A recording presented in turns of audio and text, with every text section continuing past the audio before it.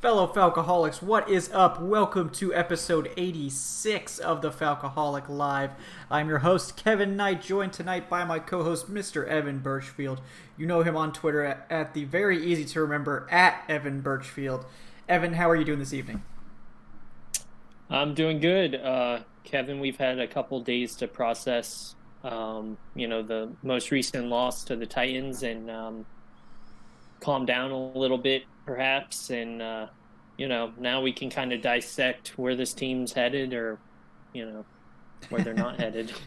Headed towards draft takes, full steam ahead after these Yeah. 4 games. No, but, no, we're at least, once they get to 7 losses, that's officially when draft season begins. But hopefully we'll stave that off for a few more weeks. Yes, guys, you may have noticed we are matching this evening. Evan made the right choice in getting the gray Falcoholic shirt. Proud of you. Mm-hmm. Oh yeah. Yeah, and we're definitely supporting the hashtag brand. You can buy your own Falcoholic shirts at a link that I don't have, but if you look hard enough, I will find the link. If you look hard enough, you will find it. But that's not why we're here tonight. We're here tonight to talk about the Falcons, as difficult and as painful as it may be, especially considering the last performance. We're going to talk about the kind of surprising trade involving Duke Riley. So all 3 of his fans that are in the chat, I know you guys must be really, really hurting. So we're going to get to that. Bringing in Jonathan Cyprien in exchange for Duke Riley. And then, we're going to talk about whether we can dig out of this hole. The Falcons are sitting at 1-3. Is that a death sentence? What can we do? And we're just going to talk about the state of this team right now, which is hashtag not good. So I talked about the game at pretty good length with go ahead. What was that? Sorry. Oh, did you say something? I didn't say no. Okay, good. Yeah.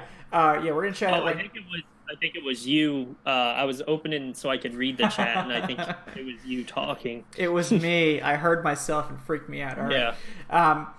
Yeah. So I talked about it a bit with Adnan after the game, so I want to get you the first crack at just. We've seen now the Falcons get outscored, enormously in the first half of games, with the Eagles game being the one exception. And they've just never been able to claw their way back at all. And it's just been very difficult to watch in 3 out of the 4 weeks. So, now that you've had a chance to kind of process the game a bit, what did you think was the biggest issue for the Falcons against the Titans? Well, we have this weird thing where, it's no offense to Mariota or Jacoby Brissett. We are making quarterbacks who aren't very elite looking elite. What the Titans basically did was Mariota did his thing. Their young receivers, AJ Brown, rookie, completely balled out. He only had 3 catches, but they were very impactful. And then once we pretty much got in a hole, they grinded us out with Derrick Henry. It's like his stat, like he had 100 yards even, but he ran the ball 27 times. It wasn't like he was having a crazy good day against the run. Right. But it was just a grinding out. It's like the Falcons defense, I don't know if teams are catching on to it. Against the Colts, it was pretty much the same thing where we started coming back a little bit. And then just our defense could not get off the field. Same thing sort of happened with this, where our defense was just tired and just kind of gasped by the end of it. And they knew exactly what to do. Derrick Henry running down our throats, couldn't stop him. And we remember, against the Colts, it was the same sort of thing where it was Marlon Mack, and then they did like that bootleg towards the end there, which pretty much ended it. But our defense could not stop them. Even though the offense in this game wasn't coming back, where against the Colts they were coming back. So a little bit different, but same sort of formula where it's like the teams have caught on. They've got to strike early, and they do. And then the Falcons just we can't come back. Our defense gets gassed, and that's pretty much the end of it. Yeah. Yeah, I mean, there's a lot of issues that we've seen, and the biggest one to me is, the fact that teams seem to have figured out Quinn's defense. Like, it's outside of the Eagles, who probably can turn to their basically like 3 of their top receiving targets getting taken out early in that game. as that being the issue why they couldn't move the ball effectively against the Falcons. I also think it had to do with the Falcons playing the Eagles a lot more aggressively than they've played a lot of other teams. Mm-hmm. But yeah, like the defense is not working. The scheme is being easily exploited by quarterbacks, that I would say are solid, but not exactly the cream of the crop. They're not guys that are scaring anyone, in Jacoby Brissett and Marcus Mariota. And, Brissett famously went 16 of 16 against the Falcons before they finally forced an incompletion. Mariota was on a very similar path early in this game, absolutely ripping up the defense with some long balls. A.J. Brown just dominated whoever was covering him. And to A.J. Brown's credit, I mean, on at least one of those plays, he just totally outplayed the competition, just made a great play, and it was a great throw. And, in those situations, there's something you can do, but that wasn't the majority of the issue on Sunday. It was, the corner. Every offense now knows the Falcons are going to play their corners, 5 to 8 yards off every snap, so they can just take those easy underneath throws. They also know the Falcons can't tackle very well, so they're just going to run those crossers and throw to their shifty players, throw to their guys that are hard to tackle, and just watch them rack up yards after catch. And it's exactly what happened against the Titans. A.J. Brown, on his big touchdown, just juked Trufant out of his shoes and broke a couple tackles, and then that was it. I mean, he was in for the touchdown. So it was a bad performance all around. I mean, I think the defense being not great is not entirely surprising. I mean, it's disappointing certainly, but we were more equipped, I think, to handle the defense being kind of lackluster. And there are parts of the defense that have been good. I think the pass rush as a whole has been very effective. Looking at some of the metrics there in terms of pass rush win rate and stuff like that, they've been winning. They just haven't been getting the sacks. It's kind of a similar situation to the Eagles. And then I don't know. There's just so many issues with this defense. It's like, where do you start? Yeah. But, but we're kind of used to this. Yeah. I think we just had more optimism this season, just based on all the pieces, having everybody back healthy. And it's just more of the same. I mean, I will say the front seven, I think, is playing a lot better than they actually are getting credit for. Yeah. At least in recent years anyways. But the secondary hasn't been exactly, dominant. And every, I'm not saying the front seven's perfect or anything, but considering what we're used to, I think they're a lot better than what we're used to. But overall, the defense is more the same, pretty much. Big thing going into this, I think everybody was, aside from having everybody back, obviously, Ricardo Allen and Keanu Neal and, Dion back to full health, was that we had hope that, okay, Dan Quinn is retaking the reins to the defense and stuff. And it's been nothing different. It's not like we've been dominating people. We've arguably could have won that Colts game had the defensive stopped them there towards the end. So, but, in defense of the defense, we are used to them being, our worst component, basically. Right. It's not like the defense was good in 2016, right? I mean, yeah, where we had the offense that would step up to the plate, and the offense isn't stepping up to the plate. So this is why you get left with a 1-3 team. And I think people do forget against the Eagles, we almost lost that game. We didn't we didn't destroy the Eagles by any means. We had a lot of energy as a team going into that game and stuff, but that Julio play came on a 4th down. If for some reason that play didn't work, we're looking at 0-4 right now. So, right. Yeah, I mean, it's tough.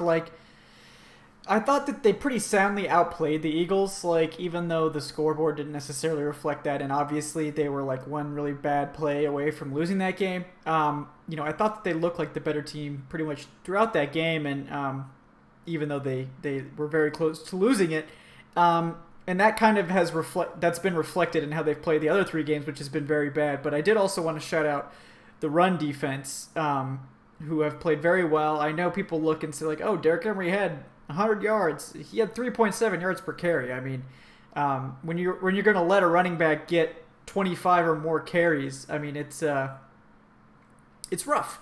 You're not going to have a lot of success stopping the run when you're allowing your opponent to get that many carries. And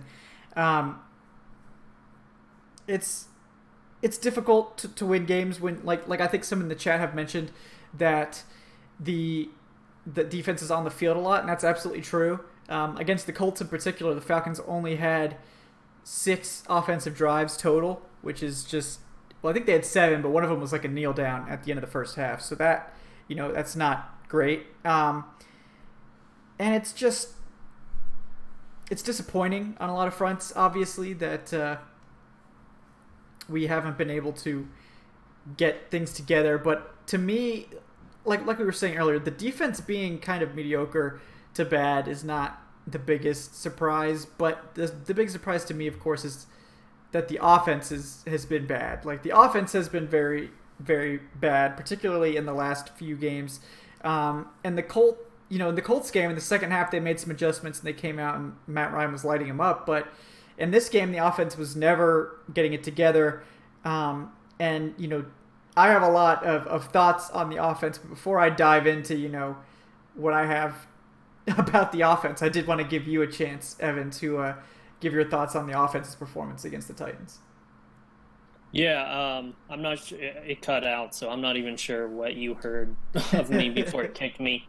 What was your question, though? Yeah, I mean, what were your thoughts on how the offense played against the Titans? I think the biggest, it was nice seeing like Austin Hooper's really taking a leap this year. I still see that Ridley's not being involved as much as he should be. But I think the biggest thing is we have 2 things. I'll say Matt Ryan's throwing the ball way too much, and that's because we have no run game. So technically they're basically the same thing. Yeah. But Matt Ryan just throwing the ball way too much. You got to have, it works if your offense is dominant and stuff like that, but we're not putting points up. No. Matt Ryan threw the ball 53 times, had no touchdowns. That's remarkable. Mm-hmm. Devontae Freeman, it's like I had more hope, following his performance against the Colts. I think he had like 88 yards, 12 carries, 28 yards. That's not a run game. That's just that's what a quarterback gets 28 yards rushing normally. But it's just, you got to have a run game, and we don't have one. Ito Smith is actually statistically outplaying him. He only had 2 carries, 11 yards, but one of them went for a touchdown. Mm-hmm. It's just, there's 0 run game right now, and it's kind of crappy compared to like what we're used to. Because like in the past we had Tevin Coleman, Freeman, and they both, one of them would usually look better, but now it's like nobody's really looking better. Even Ito Smith outplaying Devontae, it's not like he's getting kind of limited carries, so I guess that's not a fair comparison. But you got to have a consistent run game or something you can at least rely on, because if they're just going to shut down the pass, the evidence is right there. They're going to stop our run because we have no run game. Yeah, the run game has been incredibly disappointing. And it's not like the run game has been a great strength of this offense. I mean, in 2016, it was pretty solid. Like, I think it was, top 15 run game, but it's never needed to be the driving force, and it shouldn't be. But at this point, they just can't do it at all. I mean, and I think a lot of that has to do with the way Cutter is deploying the scheme, and the run blocking obviously has suffered. We've seen we've seen that the Falcons now lose 2 starting right guards, so that certainly plays into the difficulties running the ball when you have no continuity on the offensive line and you're shuffling guys in basically every single game. So that does hurt you, but this has been a consistent problem everywhere Cutter goes. The run game just tanks. He never is able to get any run game going. It doesn't matter who his running back is.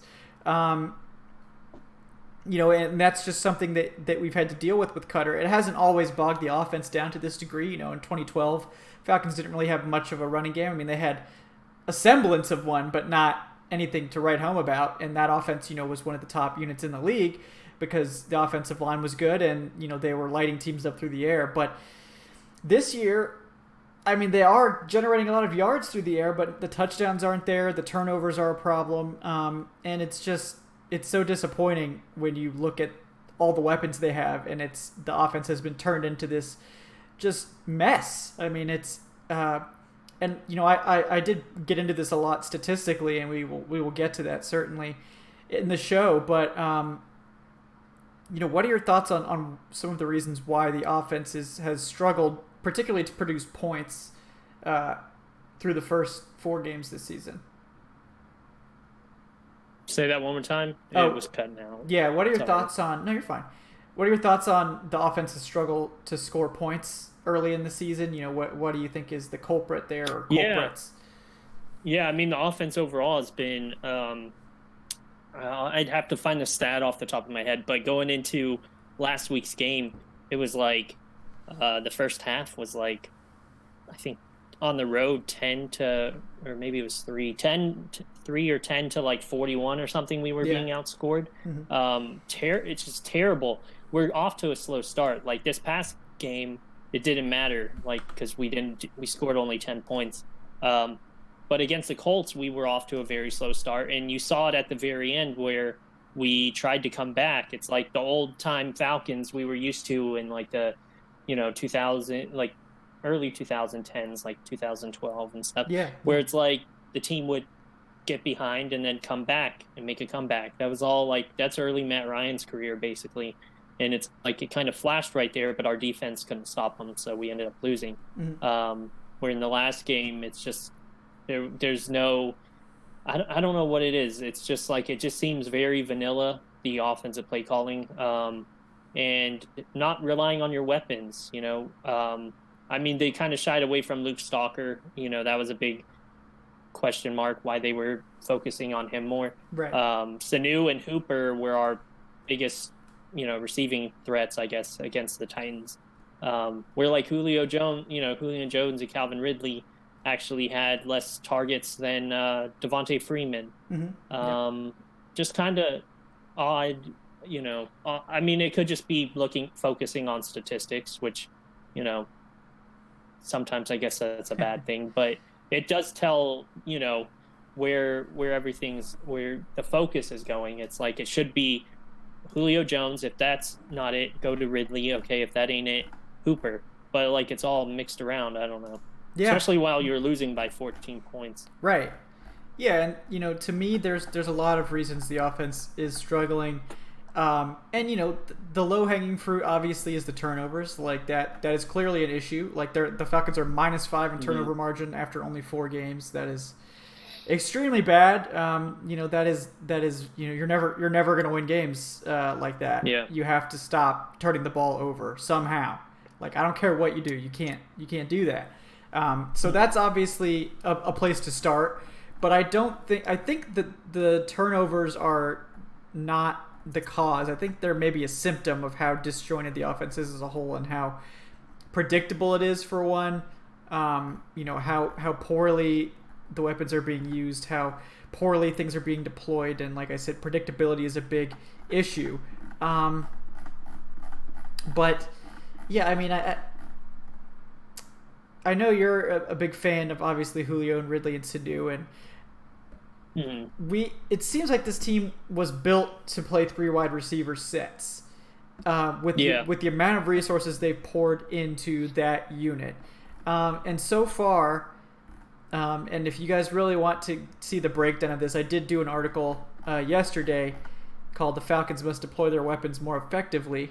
So you definitely want to check that out if you want like a full in-depth breakdown of this. But the 3 Falcons wide receivers as a whole, together they average about 76.9% of snaps total in a game. And initially that might sound like a lot, and it is like a good amount of the snaps. But let me tell you how many snaps the Los Angeles Rams deploy their top 3 receivers. And if we're talking about offenses to emulate, I think everyone would probably point to the Rams as the top 11 personnel 3 wide receiver set team out there. So Robert Woods averages 96.7 snaps per game.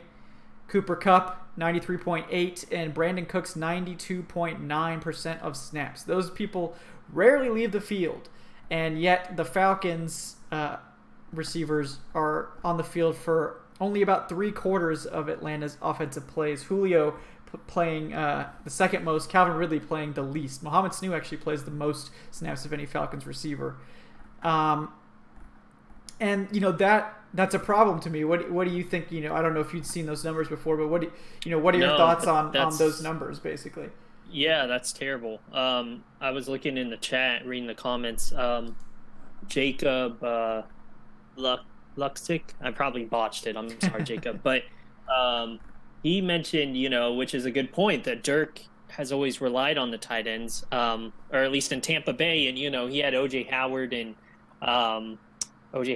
Cameron Brate, who are pretty well-known tight ends. They're solid, but Luke Stalker is not even in their field of range. Like, no. In the past, it seemed like he was trying to use like more of the two tight ends thing, and it wasn't working.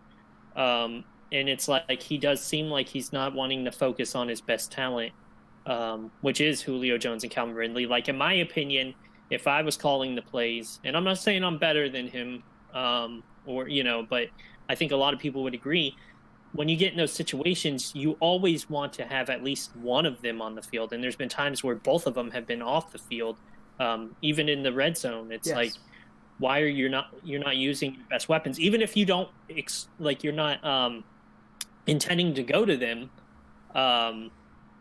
The fact that Julio's out there is something that is going to be in the defense's mind. If Julio's not on the field, you're not having to double cover him or even, spy him or, triple cover him or anything like that. It doesn't make any sense why they aren't being focused more. I mean, Ridley had against the Colts, I believe, one target or something like that. Yes, and it's just ridiculous. Mm-hmm. You use a first-round pick. He's not like some bum receiver. He was a first-round pick. Why aren't you focusing on him more? And it's like it seemed like we got a taste of it against Eagles, because I believe you'd have to go back and look at the stats, but I believe they were our two top receiving options. Ridley had probably like 10 targets or something or more. Oh yeah, the first two games he was going off. Like it. That's what we were. That's what we wanted. It was like, oh yeah, Ridley's getting really involved. Yeah. Yeah, and then we saw, we kind of saw how like Russell Gage looked this preseason. And like he's non-existent. It's like, why are we, I like Austin Hooper. Like, obviously, if you can focus on the tight end, but surely do it. I just feel like we're not using our best talent. It just doesn't make any sense to me. Yeah, I mean you kind of nailed it there, and it's that we should be playing 11 personnel the majority of the time, and we are. We should be playing it the vast majority of the time. We're not. I mean, we are playing it by far the most, but I'll get into that. I don't want to weigh the show down with too many statistics, but I think you guys, this is information that's useful. But you're on the right track there. I know someone in the chat mentioned that Julio, has the foot issue. They want to make sure that isn't overly stressed out and stuff like that. And to be fair, I think Julio may benefit from playing, slightly lesser snaps than like the Rams trio. Like, I don't think Julio needs to play 95% of snaps or anything, but 85% probably. I think that should be the minimum if we're being honest here. To throw some other numbers out of star receivers in the league, DeAndre Hopkins plays 96% of his snaps, of his team's offensive snaps. Odell Beckham, 96.7% of their snaps. Mike Evans plays only 88.2. Chris Godwin actually plays more at 94.3. But, you can see that the Falcons are an aberration here. They're not deploying their receivers anywhere nearly as close as the offenses that you would probably point to and say, like, those are some other great passing offenses that have a lot of receiving options out there on the field. The Falcons are just lagging behind in a major way. And I don't think that we need to stop emphasizing Austin Hooper. I think Austin Hooper needs to be a big part of this offense, and I'm totally happy with how he's being used. I think he's being used very effectively. I think he's, really thriving, which is great. And I think Austin Hooper should probably be on the I think Austin Hooper plays more snaps than any of the Falcons wide receivers at this point. I think he plays in the mid-80s. Yeah. He's been probably, you could say Matt Ryan's best security blanket. Not Tony Gonzalez-esque yet, but he has been reliable. I mean, we saw it against the Titans where it seemed like every throw was going to Austin Hooper there for a minute.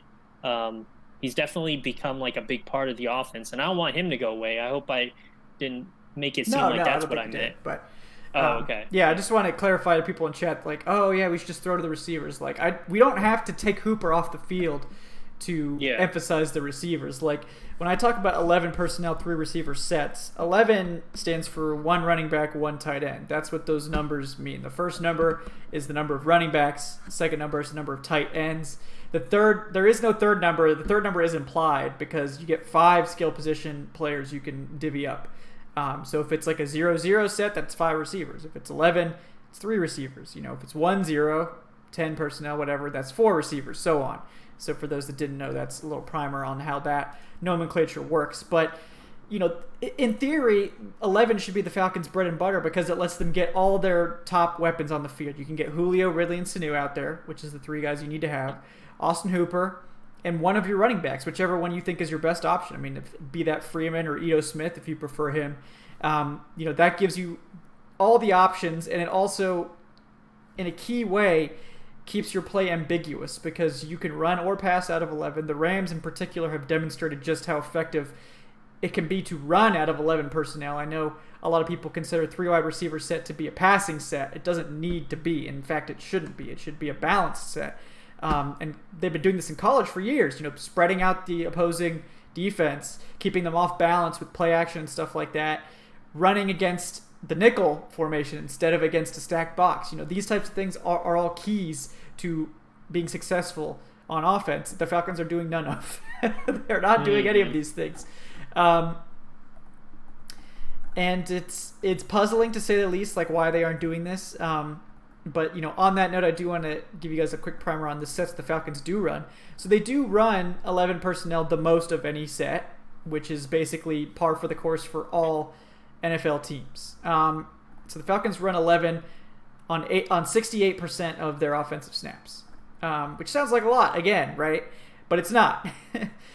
68% is basically average in the league. That includes a bunch of teams that don't have anywhere near the receiving talent of the Falcons. The Rams famously ran 11 almost 90% of the time last season in their Super Bowl run. You don't need to run a bunch of different sets to be successful on offense. The Falcons' second favorite offense is the 12 personnel, which is 1 running back, 2 tight ends. They run that 15% of the time. Third most popular is 21, 2 running backs and a tight end, a.k.a. the fullback set. They run that 8%. And then we have the boogeyman, which is 22 personnel, 2 running backs, 2 tight ends, often referred to as heavy set. Falcons run that only on 4% of their plays, but I'm going to get to why that set needs to be shot into the sun shortly. But, they're not running... It's not that they're running other sets too much. It's that they're not running 11 enough. And also the way they're running 11. But we know... When we hired Dirk, we knew that he loved to use 2 tight ends.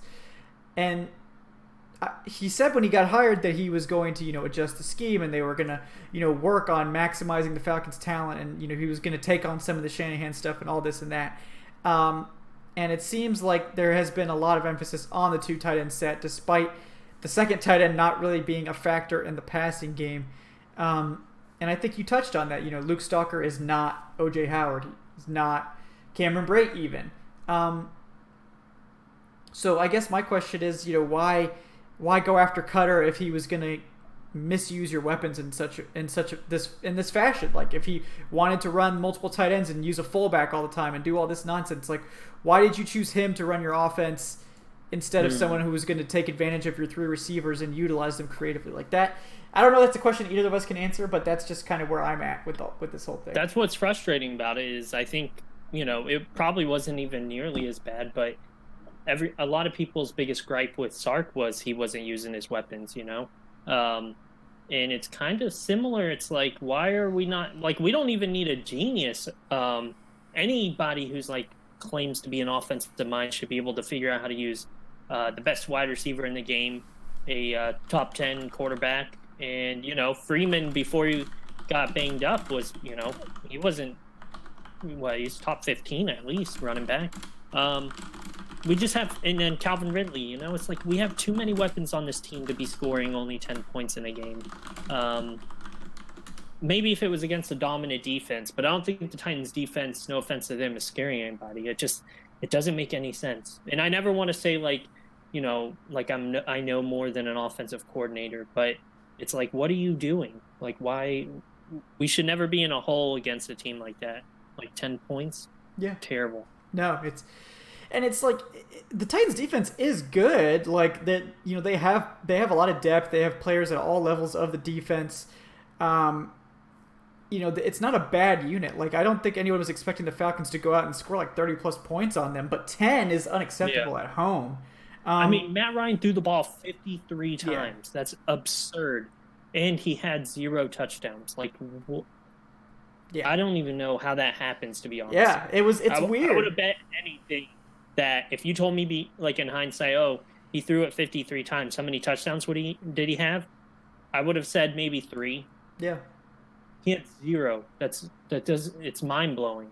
Yeah, it's crazy, and to me, like the issue is not the players, and I know that's hard for some people to that's hard for some people to process. I know there's like a lot of people that have like turned on Matt Ryan now. They think he's not a good quarterback. Like, look, Matt Ryan's been a top 3 quarterback every year since 2016. Like, if you're now all of a sudden think he's not good because of a weaker start to 2019, like I don't know what you're watching. Like, you're just gonna throw out the last 3 years. Yeah, I mean, you see what the offensive mind can do. Kyle Shanahan came in. Yeah, we started off 5-0 in that one in 2015, I believe, and then 2016 he basically understood it. The offensive coordinators seem to have had, at least Sark, he took a next step. It wasn't like a step we wanted, but he was definitely better in year 2. It's just you get a good offensive mind in there, and they're going to know how to use it. Dirk is kind of stale, to be honest. Like, I don't think he's a great offensive mind. The Buccaneers, look at them. They just scored, the most points they've ever scored in a game against the Rams. They had good pieces, and now they're, Jameis Winston is excellent, but he did a pretty fine job against the Rams, and it's just like, I don't know. This team's kind of burnt me out where, like, I don't even know what they're doing, so I'm just kind of watching, because it's like, what can we do at this point? Yeah. We have all the talent there. I do believe this team's talented. A lot of people are, have said, oh, is this team not as talented as we think? I think the team's talented. Even without Keanu O'Neal, I think they're still worthy. They could go 10-6. But you got to have people, it's the coaching. You got to have, an offensive mind in there. I do like Dan Quinn, and I don't want to go like, I hope he turns it around for his sake. Yeah. But if we're going to get rid of him, and, the eventual next head coach must be an offensive, come from an offensive background. We've tried the defensive mind, and it doesn't work. It just doesn't. Mike Smith never really had a dominant defense. Dan Quinn never had a dominant defense with us. So why are we wasting our time with defensive minds that aren't getting the job done? Yeah, go offense. Exactly. That's that's what 2016 was. Kyle Shanahan. Everybody credits him because the offense was rolling, and then he left, and we saw what happened. We still had the talent there. The talent was enough to get us to beat the Rams in the playoffs. Mm-hmm. To make the playoffs and then beat the Rams. But talent only gets you so far. You got to have good coaching in there. And we don't. I believe that's the problem. And I like Dan Quinn. I think he's a great leader and everything. And for his sake, I hope he does turn it around. But it's not looking good. No, it's been bad so far, and you're absolutely right. Like the level of level of talent the Falcons have is drastically higher than it was in 2016. Like, Kyle Shanahan took an offense with Julio, Mohamed Sanu, Jacob Tamme, Aldrick Robinson, and Taylor Gabriel, and turned it into the best offense the NFL had ever seen at the time. Dirk Cutter has taken an offense with more receiving talent, more tight end talent. Austin Hooper's fully developed. Arguably a better offensive line. We'll see. I think when Chris Lindstrom is healthy, it's definitely a better offensive line. And he's turned it into an unwatchable mess. Like, how do you take more talent and turn it into a bad offense? It's it blows my mind. And, I have the stats. I know how you do that, and it's by being incredibly predictable. We talked about them using 11, and they don't use it enough, and that's true. But what they also do wrong is they pass on there's pass run frequency, so how many times you pass versus how many times you run. In 11 personnel, the Falcons pass the ball 85% of the time. 85%. That's an enormous, that's just ridiculous. They only run the ball 15% of the time in 11. So every single defense now can look at that that stat that's so easy to find and say, okay, anytime the Falcons line up in 3 receiver set, they're going to throw the ball. Don't even worry about the run because they're not going to run it. And the sad thing is the Falcons have had pretty solid success running out of 11. They're average 4.4 yards per carry. So it's not like they can't run out of it. They just don't. And I think that's the biggest issue. They're giving up on the run way too early. Yeah, and it's the predictability. And the other side of the coin is in 22, which is the heavy set. In that set, they run 91% of the time and they pass 9% of the time. Now we're talking about 12 plays here, so we shouldn't overreact too much to this. But the Falcons in 22 heavy set personnel average 1 yard per carry. 1 yard per carry. They've thrown the ball one time out of that set, and it's been an interception. It was a 3-yard pass for an interception, I believe, to Luke Stalker. Now, they're just really bad in that set, and part of the reason is it's so predictable. The defense doesn't have to defend the pass if you're going to run 10 out of 11 plays in 22. You don't need to be running 22 personnel. This isn't the 90s anymore, all right? This isn't John Gruden's wet dream, okay? Now let's go to the other 2 sets. In both of those sets, 12 and 21, the Falcons are very balanced. So in 12, they pass 55% of the time and run 45% of the time. They're even more balanced in 21. They pass 48% of the time in 21 and 52% run. And in both of those sets, they are much more successful than either of the other 2 sets, despite the fact that 11 is probably their best set in terms of talent. So in 12, they average 5.5 yards per carry and 8.2 yards per attempt, which is better than what they average in 11. They have a play success rate of almost 60% for both the pass and the run, which is very, very high. In 21, they average 11 yards per attempt passing, only 4 yards per carry, but their successful play rate is 90% passing out of 21. And it's not the fact that adding a fullback to the formation makes Julio Jones run a better route. It's not the fact that adding Luke Stalker means that they're going to be better at passing the ball. It's about the balance and the fact that the opponent doesn't know what play you're going to run. If you as an offense telegraph your play and make it obvious that you're running a pass or you're going to be doing a run play, you've just thrown away one of your best advantages over the defense, one of your key advantages that you can't throw away if you want to be good. And that's what the Falcons are doing. They're running heavy sets in key situations like that 4th and 1 that we saw, where they had Justin Hardy as the one receiver. They lined up and got stuffed. And they're passing almost the entire time out of 11. So opponents can key in on what they're doing. And it's just, what are we doing here? High school coaches don't make these types of mistakes. And that doesn't even get into any of the route combination vanillaness that we're seeing and just the lack of pre-snap motion, the lack of play action passes. I mean, there's so many places we could go here. There's so much wrong with the offense, but the predictability is the biggest issue in my opinion. I don't know if you're on the same page there. No, you're definitely right. It is very predictable. And like we touched on earlier, if Julio Jones isn't on the field, you have a inclination of what the offense is going to do. And you're probably right. It's probably going to be some run or, guard one of the tight ends. It's just, I don't know. It's just boring. It's a boring offense, and it shouldn't be because there's a ton of talent on it. Yeah, no, you're absolutely. Yeah, I mean, I'm right there with you, and it's just so sad to see this talent squandered. Yeah, I mean, what is the biggest difference between the 2016 team? I mean, on offensively. And our team now, no Coleman. Yeah, I mean, We have Calvin Ridley now, no a better Gabriel. a better Like receiver. I think the offense is better. Like Austin Hooper's more experienced. Much more. Yeah. I don't. I mean, maybe you could understand say why the offensive offense line was better in 2016. I mean, they did play very well despite the talent not necessarily being great. But the offensive line, But despite like, getting if you were coaching, oh sorry, no, go ahead. I was just going to say, if you were calling the offense, which offense would you rather have? Not knowing, I don't mean like, because we know what 2016 was. I mean talent, like the players are there at their current regardless of level. the scheme. Yeah. Yeah, not who would taking you the scheme rather to it. have? I mean, 2019 easily. The talent's much better. That's what I'm saying. So they shouldn't be struggling. No. We have a much more experienced Austin Hooper who is showing he can be reliable.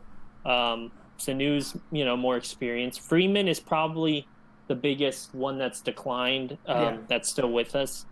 Just the injury has. But I mean, he was still like, you look at his stats from this past weekend: 8 receptions, 72 yards. He's being used in the passing game. But I mean, you have to do something with him because Matt Ryan's throwing the ball over 50 times a game. Yeah, it's ridiculous. Well, it's remarkable that Calvin Ridley's getting a handful of targets and Matt Ryan's throwing the ball 50-something times. Like, it's even more of an indictment.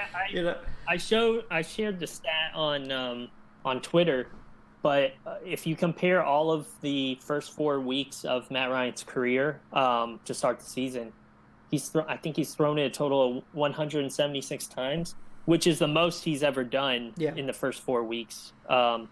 And I think the second was like 2013. He threw it like 173 or something, which is still a lot. And I think we were like 4-12 that year or something. Yep. He's just throwing it way too much. And I get that we're like losing, we're usually down and stuff, but you still have to have a reliable run game. And we just don't have one. I feel like a broken record. But until we have a run game that's actually like going to keep the defense on notice, we're going to see more of the same. And it's a shame, because it's like, I don't think Devontae Freeman's bad. I'm not a doctor. I don't really know, a whole lot about his health or whatever, but running backs do age quicker than other, probably every other position, just from the wear and tear and stuff. But if he's not getting the job done, use Ito Smith. I mean, he had 2 carries for 11 yards. It's not amazing by any means. He scored, but one of those runs was 10 yards. Like, give him a handful of carries. Freeman's just not getting the job done. Yeah, you want to use him in the passing game, that's fine, but you have to have a run game. Why did we have? Wasn't Brian Hill active this past week? Yeah, he didn't get a touch. Yeah, he was active. He was active, and he wasn't even, like, why not? The run game wasn't working. Yeah, I mean, they were only If I'm an offensive coordinator and I see the run game's not working, try it. See if he does good. He could suck, but what does it hurt? Your run game already sucks. Right. I mean, the thing is that Cutter's not going to run the ball. I mean, he has never been. He refuses to. Yeah, I mean, he's just not. He doesn't know what he's doing running the ball. I mean, that's clear throughout his entire career. Mm-hmm. And that shouldn't be as much of an issue. It shouldn't have been as much of an issue because he didn't have to reinvent the wheel here. He just had to come in, keep Sarkisian's running concepts, run the same thing. Sark. Yeah, the thing with Sark is like the running game wasn't great, but it was like somewhat functional. It was the zone stuff. Definitely. I'm just saying, like, when Kyle Shanahan left, because I remember saying the same thing. We didn't need somebody to come in to put up their own scheme or change a lot of stuff. It's like if I'll use it like an analogy. It's like if you go from, you're racing a car or whatever, and you have one driver, and the driver gets out. You don't want him to drive differently. Just get a new driver in there and drive. Yeah, you keep the car the same. Drive the car. Yeah. Keep the same engine. Just don't hit the walls. That's all we're asking. Yeah, and that's the sad thing. Yeah, like, all you had to do was just watch the tape of all Shanahan's plays. Make a copy of his playbook, for God's sake. I don't care. Like, do whatever you need to do. Watch the plays. Yeah. Like, they were brilliant. The play designs. Like, I just don't understand, like, if you're Sarkisian coming in, why don't you watch the tape of that offense, see those route concepts, see how Shanahan matched up his receivers and took advantage of mismatches and all these things, and incorporate that into your offense. But no one's been able to do that. Like, and Nope. the issue is that NFL coaches are very, very arrogant. And I feel like it's a good old boys where they Yeah. just don't. It's like they're not always the most, talented or experienced or something. It's just like they knew him already, so they're like, well, we'll give you a shot. And that's part of the reason why Quinn because you can't tell me there wasn't a better option than Dirk Cutter. No, like that's part of the reason why Quinn is in such hot water here is because you had your choice. Like you fired everyone. You started over from scratch, and you went and got a retread offensive coach who had just got off of his 4th year at the helm of a losing team, and that's who you chose, a retread. And then you put the defense on your back. He was on the hot seat already. Yeah, and like if you're going down, if the ship's going down, why are you trying to attach yourself to Dirk Cutter? Like that's your savior. Yeah, it doesn't make any sense. Big mistake. It's like it makes more sense to think he wants to be fired. Yeah, and I really do like Dan Quinn. I didn't understand the Dirk Cutter signing when it happened, and it's not like I'm shocked by any of this. It's just kind of like I feel like our offense is basically the Bucs from last year. Yeah. Like nothing terrifying. I mean, but at like least they were productive. At times put up a lot of points. They were productive, but they weren't good. I think we're more talented, I believe, than a lot of the teams offensively in the whole league, and we just shouldn't be putting up only 10 points. That's crazy. Yeah, I mean that's an embarrassment, and it's honestly sad. Like it seems like Cutter has basically erased the last remnants of Shanahan's offense from this scheme.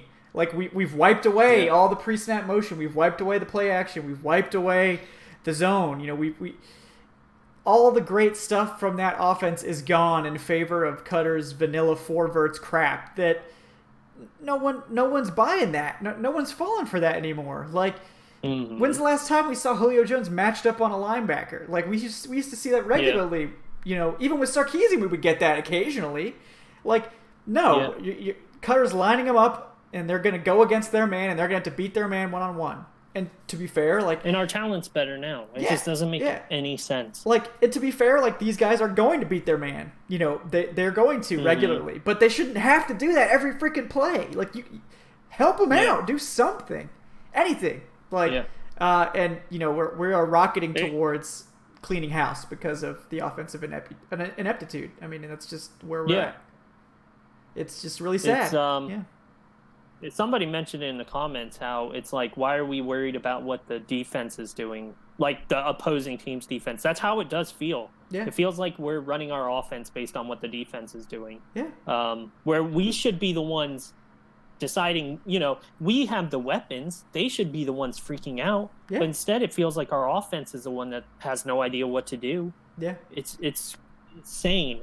I didn't expect a Kyle Shanahan year by any means, knowing Dirk Cutter was our offensive coordinator. But I didn't expect this at least be average. Yeah, top 10 at worst. They're nothing terrifying anymore. Yeah. I think the part that pisses me off, too, is, if Dan Quinn gets fired, that's on him. But it's unfair to Matt Ryan and Julio Jones, who are more towards the end of their careers, obviously. Matt Ryan's this is like his 10th season. Yeah. So, unless he's playing 20 years, he'd be halfway. But I think he's more closer to retirement than he is. Yeah, he's probably going to play at least 5 more years, but yeah.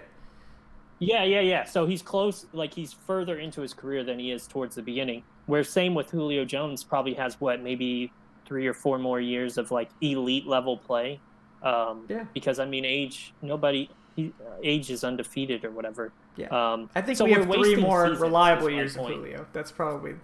Yeah. It could be more. Yeah. So you never know. Wasting what they have left, and that's the part that pretty much pisses me off. Yeah. Because once they're gone, I mean, who knows where we're going to be? But right. It's reset. I just. Yeah, I mean, and when you think Super Bowls and stuff, you think of yourself too, but you want to see these players get a ring. And it's like, well, this year's pretty much a wash. And anything's possible.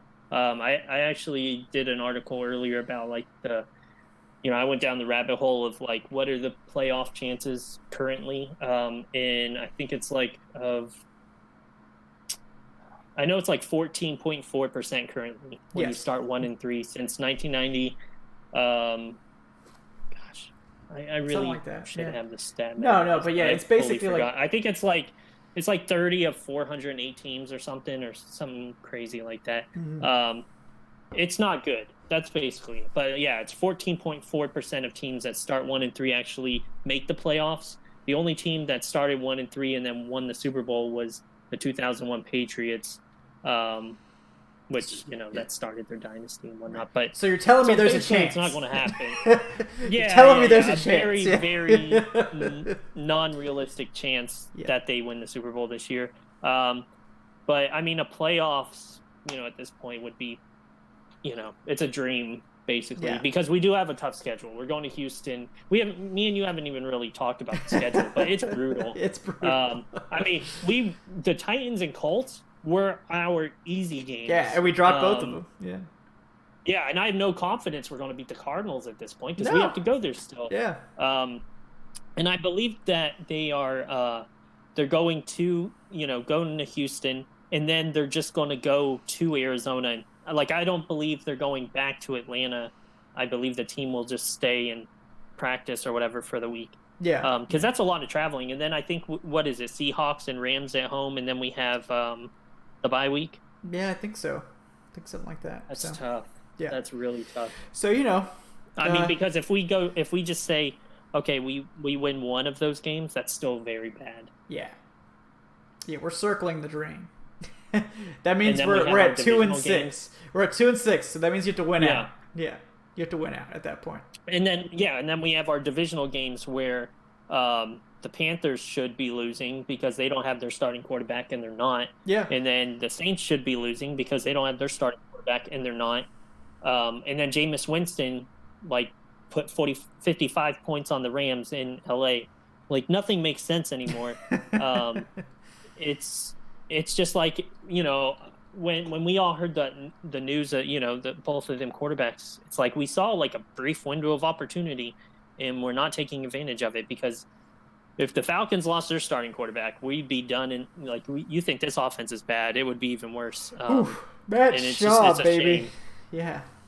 It's just, you're absolutely it's really a shame because if there was a year where we could run the division, it would have been this year. But it's wide open. We have all our pieces and we can't do anything with them, and that's frustrating. Mm-hmm.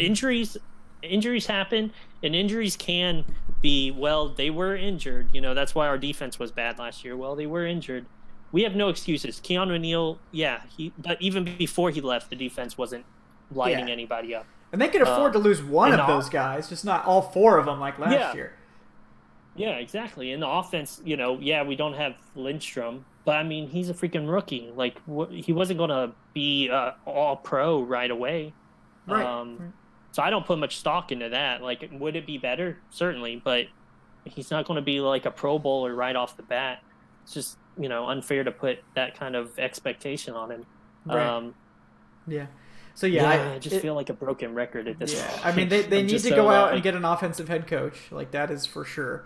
They have to. If they go defensive again, it shows that somebody there has no idea what they're doing. Yeah, because we have to stop this endless cycling of offensive coordinators for Matt Ryan. Like, stop it. Like, when it's an offensive league. Yes, every time Matt Ryan has a coordinator for more than 2 or 3 years, he starts playing at an MVP level, and then they fire that guy and bring in somebody else. Then he has to start all over again. Like, stop it. Stop. Yeah. Stop it. Okay? Like, enough of that. Like, hell, just bring in Lincoln Riley. I don't care. Back up the Brinks truck. Like, we need to take this offense into the future. Like, stop playing 2000s and 1990s football with this offense. Like, why did you bring in 3 wide receivers, make them incredibly high paid, use all these resources, and then you're running 11 personnel, like, 68% of the time? Your 3 top receivers are playing less, like 75% of your snaps. Like, there's a huge disconnect here somewhere. Like, Dimitrov got the pieces to do this, and now the Falcons are doing something else, and it's like Mike Smith all over again. Like he and Dimitrov aren't on the same page, and maybe that's the case now. Dimitrov thought with Sarkisian they wanted to go 3 receivers. He gets those pieces. Dirk Cutter comes in, says, "Yeah, we're gonna do that," and then he stops. Like, it's just. I will say one thing though, and I don't know how to take it exactly, but since Dan Quinn, with Dan Quinn, our drafts seem a lot better. Yeah. I'm not saying it's 100% him, but we have been more talented, I believe, with Dan Quinn as the head coach compared to with Mike Smith. Because a lot of those were no-brainers. Yeah. Like Matt Ryan was a no-brainer. You needed a quarterback. I think Dimitrov isn't actually getting as much blame as he probably should. I think he and nobody's really, a lot of the focus is on Dan Quinn. We don't know what happens behind the scenes, so it's kind of unfair to even predict or think about, what's going on. But Dimitrov's it seems like it's on the hot seat every other year. So if Dan Quinn's gone, surely Dimitrov would be also gone, right? Probably, yeah. Yeah. Yeah. Well, I know someone asked about Josh McDaniels, and the answer to that is absolutely not. Because Josh McDaniels is a slime ball, first of all. And he sucked as soon as he left New England. Yeah. Get a Patriots coach. I'm trying to think who has, what has worked when you've taken any of Belichick's people. It's never worked out. Never. And then maybe Matt Patricia Eric this year. Mangini or whatever was okay. Yeah, Matt Patricia is starting to look a little bit decent this year. We'll see if that holds up. Yeah. But McDaniels, that actually might be the best example. Yeah, and it's McDaniels had his shot and he was awful. He had another shot and he bailed on the team. Yeah. No, absolutely not. Just no. I'm just hesitant on it because it's that offense is, when McDaniels, because he was gone and then he came back, the offense was fine without him. It wasn't like he made it that much better or something. The right. Patriots talking about. Yeah. So I'm on board where but the Patriots rules do not apply because they are in their own little fantasy world where everything works and they don't need anybody but Brady and Belichick. Everybody else can go away and the team will keep on ticking. Yeah. That's my opinion. I mean, they turned Kyle Van Noy, who was a Jag in Detroit, into a defensive player of the year candidate. If Belichick is just a wizard and it doesn't work anywhere else because he's the only Bill Belichick. So that's just how it is. I mean, look at Matt Castle. That was the perfect example. You remember when Brady went down? I can't remember. I think it was actually, I have no idea what year it was. But when Brady went down, Matt Castle stepped in.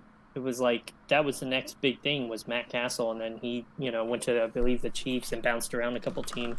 Wasn't anything terrific. And then Jimmy Garoppolo. He's been okay with San Francisco, but even when you look at players. They don't really succeed elsewhere. Maybe Vinatieri's the best example. Yeah. I think he was on that Colts team that won the Super Bowl. But he's a kicker, so it's a little different. But yeah, I can't really think of, players or coaches that, aside from Matt Patricia, is probably the best example of a coach that's had some fair success elsewhere. Right. Yeah, it's tough. They just need to do better. I need to see an offense that doesn't suck ass, to at least make the Falcons watchable. Because at this point, we know what the defense is. Quinn's not changing his scheme. They're not gonna do anything different there. It's gonna be a bad defense all year. So we need the offense to at least be good, so we can enjoy that at least.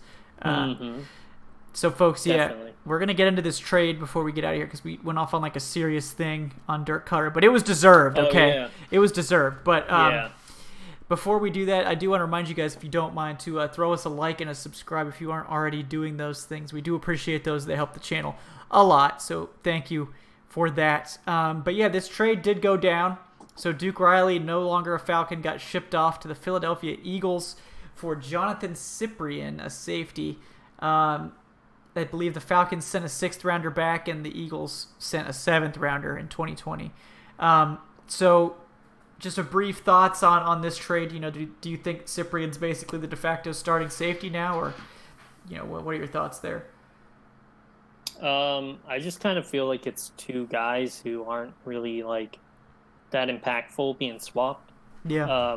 I think it was DW who mentioned that Duke Riley has no snaps or something on defense this year. Yeah. So it's like we weren't really using him. Apparently he was like doing well on special teams, but I don't think Cyprien's gonna like change, be a upgrade over anybody else, maybe Ishmael.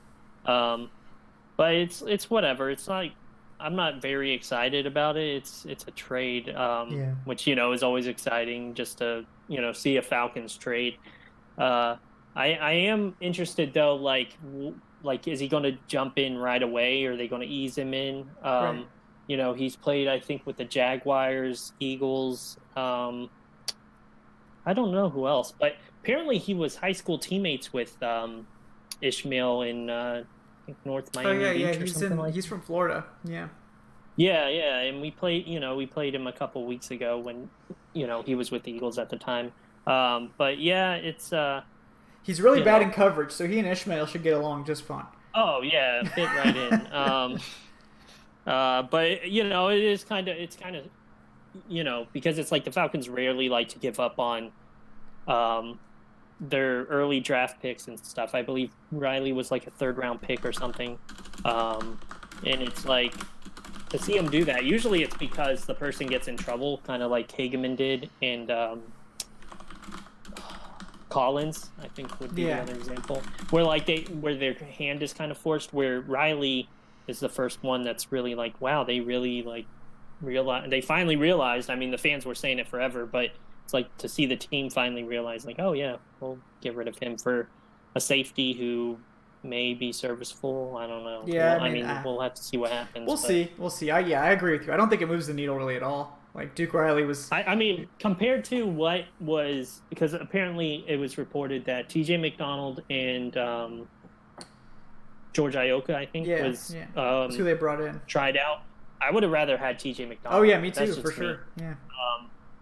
I mean, we didn't lose anything. It's like, what'd we get? A 7th round, and they got our 6th. Like, we lose a round in next year's draft. Yeah, it's not that. I mean, those picks, they're dart throws. Yeah. We cut our 6th round pick this year. So. We might have traded it anyways, by then or in the draft. But I would have preferred T.J. McDonald. But it's whatever. It's whatever. I'm not going to go into next. I don't know if he's playing this weekend, but if it's the next game against the Cardinals, I'm not going into it thinking, wow, he's going to make a huge impact. Like, we'll see what happens. Yeah. I see people asking about Eric Berry, and like I know everybody loves Eric Berry, the player, and the name is great, and he does have this great history. No NFL and he's teams. From Georgia, I think. Yeah, right? it would be a great story and all this, but no NFL teams are interested in him. It seems like he's basically medically not able to go anymore, and it's unfortunate, but that is the reason why no one's signed Eric Berry at this point. That's why the Falcons didn't even have him in for a visit. It's because the word around the league is that he's not capable of playing anymore, and it sucks, but that's what it is. That's why they haven't brought him in. So yeah, it's sad, but I wish Berry was good, because that would be an awesome story for him to come in, but it's just not in the cards. And also shout out to Bill Belichick for bringing back Jordan Richards. So I saw the temptation was not there to bring him back. I was terrified of that possibility. So, oh god, whew. That would have been scary. Is Cooper still on the practice squad? He is. Apparently, they don't like him. I thought he was okay during he the season, was, but apparently they don't like him. So I don't know. It's weird. It's like at some point we just kind of got to step back and let them. We're pretty much seeing them drive their boat towards the shore, and we've told them they're driving towards the shore and they're not listening. So just step back and let the team do what it's doing. Eventually, someone will get behind the wheel of it and drive us back out to open water, I guess. Yep, and we'll briefly touch on this Texans game. I mean, I think we both kind of have the feeling that the Falcons are going to get waxed That's how I feel, at least. But what are your thoughts there? If you've been paying attention to our staff picks that we usually post on Thursday before the Thursday night games, which, Kevin, you're doing very well in. Yes, I was in sole position of first place, but I was a little spicy last week. It's very neck and neck. I took the Bills against the Patriots, and that didn't work out. Yeah, so against the Titans and the Colts, it was unanimous. Everybody picked the Falcons to win, and obviously they didn't. And the picks haven't posted, so I'm giving you a little sneak preview. But pretty much it's what you'd expect. Everybody's all of a sudden like, okay, the Falcons are losing.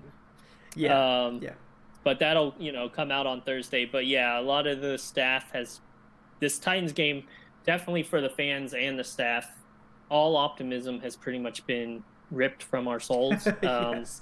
And we see what the team is, and it's like until they get in. And the thing is, the Falcons are like that. If you've been a fan long enough, they will. The second you're high on them, they'll break your heart. The second you're low on them, they'll surprise you just because they're stupid. Oh, yeah. No, they're definitely going to win this week just because we're all, like, all the way out. We're like, all right, this team sucks. Like, they're going to get waxed. That means they're going to look great, and we're all just going to come in here next week and be like, what the hell is going on? Yeah. Because you remember last year, there was a minute where we were, like, a top 5 pick. Yeah. And then they're like, everybody, is kind of like, hey, if you're going to lose, Yeah, and then they did. Like, they won the last 3. Yeah. Hey, did you say win? Like, let's win. It's like, I don't know. Yeah. You're just kind of used to it. That's kind of what they do. Yeah. You want them to win, they're going to lose. You want them to lose, they're going to win.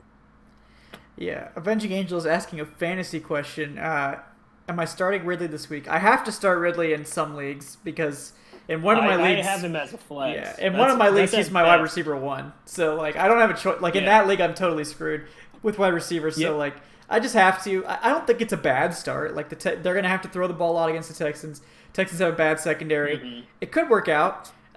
In one of my leagues, I benched him for Darren Waller for my flex spot because Darren Waller's like going off as like a tight end. He's like the number 2 tight end in fantasy. And I have Travis Kelce in all my leagues. So like, I have Darren Waller and Travis Kelce, so I'm just like, all right, well, I've got this other great tight end who's outperforming a lot of receivers. I'm just gonna play him with my flex, but I think Ridley's a fine play. I wouldn't be like excited about it. Like if you had a great option, then bench him. But that's pretty much it. It depends on what your other options are. The Texans are actually not as elite defensive people like to think. They've given up the 7th most points to opposing wide receivers. I wouldn't feel confident starting Ridley as like wide receiver 1 or maybe even 2. But if he's your flex, he's worth it because we know what he's capable of. It's not him, it's Dirk Cutter.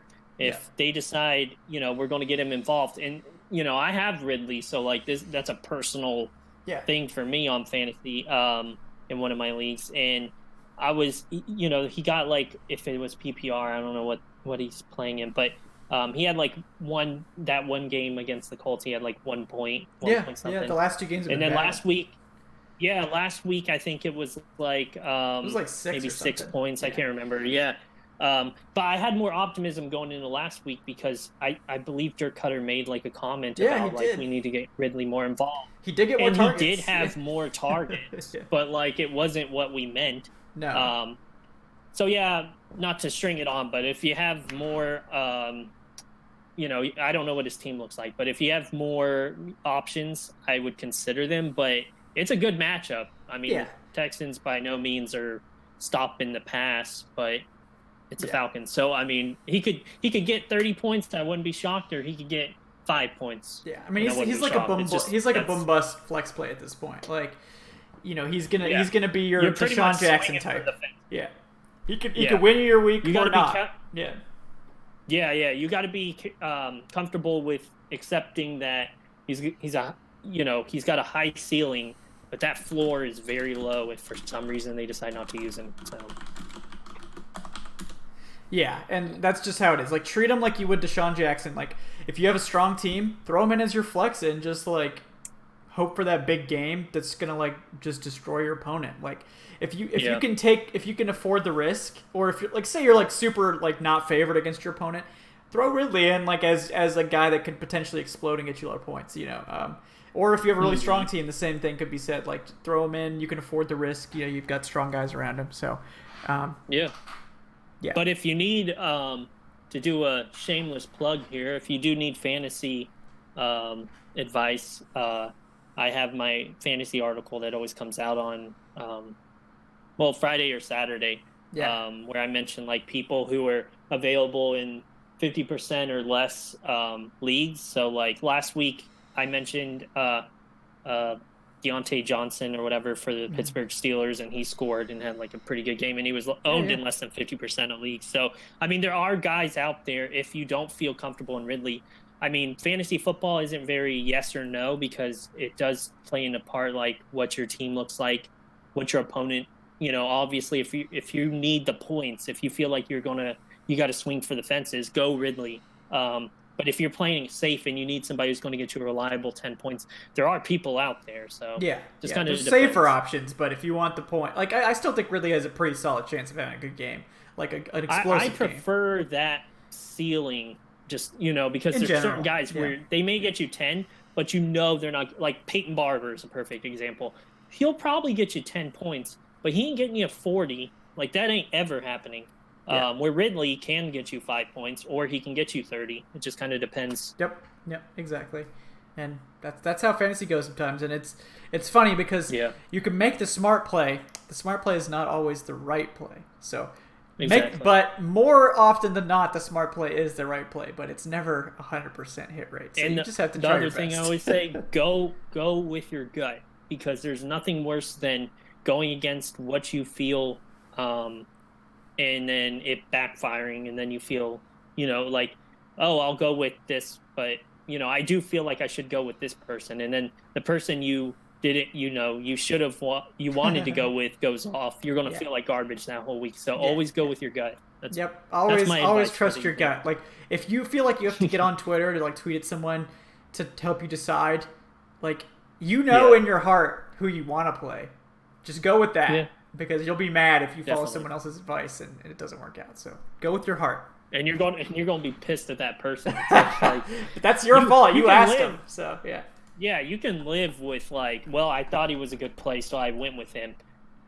Can't help, you ain't going to bash yourself too hard, but like, you go against your own intentions or your own opinion, you're going to feel pretty bad that whole week. So, Yep. All right, folks. Well, we've gone a bit long here. We had to get in our, hashtag fantasy takes to close out the show. But we appreciate all you guys for tuning in. Like I said, if you don't mind throwing us a like and subscribe, that does help the channel. We appreciate that, especially the post-game show on Sunday was our best performing show ever by far. So thanks everyone who tuned into that. We will be having another one of those after the Texans game. We'll hope for the best there. But, if they're bad again, if the offense is bad, man, I'm coming out guns blazing. I'm coming for you, Dirk Cutter. So this is your warning. You need to get that together. But yeah, guys, before we take off, do want to thank my co-host tonight, Mr. Evan Birchfield, at Evan Birchfield on Twitter. I know you plugged the fantasy article. Anything else you're working on that you'd like to let the people know about?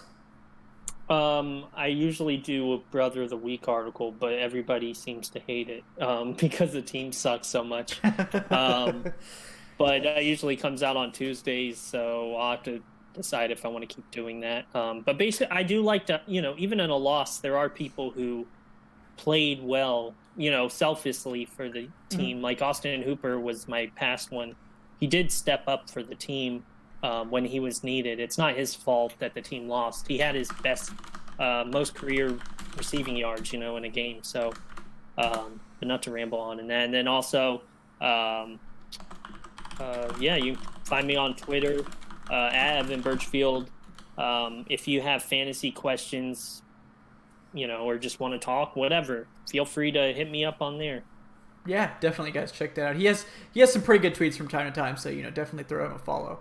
Every now and then. There's only a few bad ones thrown in there, but we can't all be 100% on our tweet hit rate. Exactly. We got to get those dad jokes out somehow. So, otherwise, guys, I am Kevin Knight at Falcoholic Kevin on Twitter. Like I said, check out my article yesterday. That was the Falcons deploying their weapons more effectively. That is all the stats I cited tonight. I pulled from that article. It's a great piece about what's going on there with the offense, and it will induce rage, so you've been warned. But it's a good one. And then part 3 of my Morton Anderson interview, where he talks about that legendary kick in '98, the game-winning kick, what it was like to kick that ball and be at the bottom of a pile of your teammates. Spoiler alert, it is painful, but he had so much adrenaline going that it was fine. He talks about that and talks about his advice for young kickers and things like that. It's a great piece. That'll be coming out in the next couple days, so check for that as well. The show is at Falcoholic Live on Twitter. So if you're not subscribed on YouTube, you can follow on Twitter, and that will also give you a place to see when we're going to be going live next and stuff like that. But otherwise, folks, we'll be back Sunday after the game.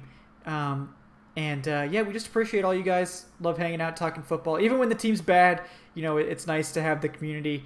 We'll be here to discuss it with all you great folks. And like I said, try to enjoy the rest of your football week. Don't get too upset about the Falcons. They're not worth it. Okay. I say that, plus, and then once they suck, we'll all walk away for a second, and we'll be right back here. So yeah, we can't ever escape it. But we'll always come back. But don't be too upset. So thank you guys for tuning in. We will see you again on Sunday night. Until next time, he's Evan. I'm Kevin. I gotta do that really slow because one of these days it's gonna get messed up. I'm gonna get too comfortable with it, and it's gonna mess up. But we appreciate y'all, and we will see you on Sunday. Have a great night.